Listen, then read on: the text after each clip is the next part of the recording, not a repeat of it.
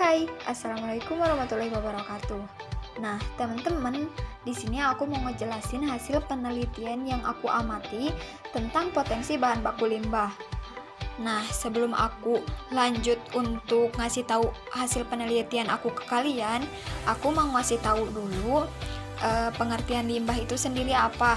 Soalnya kan nggak semua orang tahu limbah itu apa. Nah, di sini aku mau ngasih tahu buat kalian yang nggak tahu. Pengertian limbah itu sendiri adalah sisa suatu kegiatan atau usaha.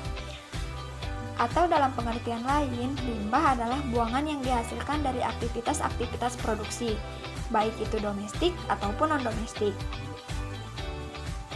Ada yang tahu nggak contoh domestik itu apa? Nah, buat kalian, domestik itu meliputi rumah tangga, pasar, sekolah, pusat keramaian, ataupun sebagainya. Contohnya yaitu kaleng, plastik, kardus, dan lain sebagainya. Sedangkan untuk non-domestik meliputi pabrik, transportasi, industri, pertanian, peternakan. Contohnya sisa kain, cat pewarna, cat pengawet, dan lain-lain. Gimana? Segitu udah paham? Udah paham belum? Aku anggap udah paham ya. Nah, jadi sekarang aku mau ngasih tahu nih hasil penelitian yang aku dapat mengenai potensi bahan baku limbah.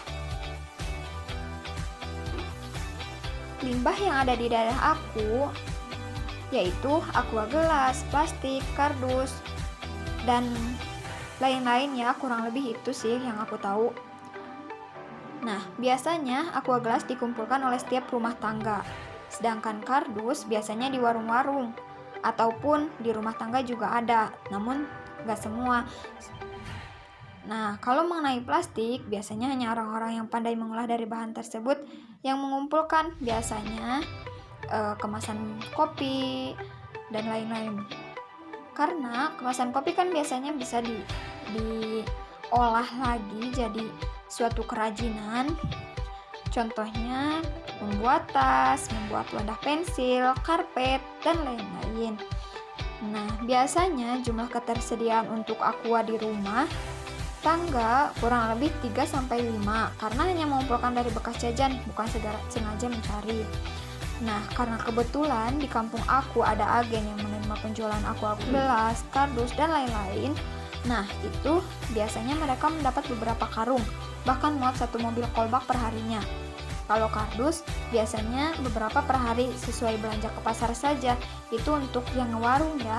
Sedangkan untuk agen, yang tadi aku sebutin itu biasanya kurang lebih 5 atau 10 kilo. Ya, karena nggak tahu juga, cuma lihat sepintas sih, nggak ngewawancara langsung. Jadi aku cuma ngeliat-ngeliat aja, nggak terlalu ditanya-tanya, soalnya kayaknya sibuk juga sih kalau misalkan aku ngewawancara. Nah, untuk kemasan kopi biasanya 2 atau 3 lah ya per hari kurang lebih, soalnya nggak tahu juga. Cuman itu sih yang mau aku kasih tahu hasil penelitian aku, karena aku cuma ngamati dan cuma ngeliat aja, nggak langsung wawancara. Maaf kalau misalkan nggak terlalu paham, ataupun maaf kalau misalkan aku terlalu cepat bicaranya. Nah, maaf juga kalau misalkan kata-kata aku kurang sopan dan nggak terlalu bagus, karena aku juga lagi belajar. Dan cuma segitu sih hasil penelitian yang aku dapat. Nah, sekalian nih aku mau ngasih tahu ke kalian, kalau misal kalian jajan atau apa, jangan ngebuang sampah sembarangan, karena akan memicu terjadinya banjir, apalagi di kondisi pandemi sekarang. Kita harus pandai menjaga kebersihan agar lingkungan kita tetap sehat dan bersih, sehingga tubuh kita pun ikut bersih dan sehat. Karena kalau bukan kita, siapa lagi yang akan merawat lingkungan kita? Karena kita yang tinggal di sini, jadi kita yang harus berani buat ngejaga dan ngebersihin biar tetap bersih dan sehat.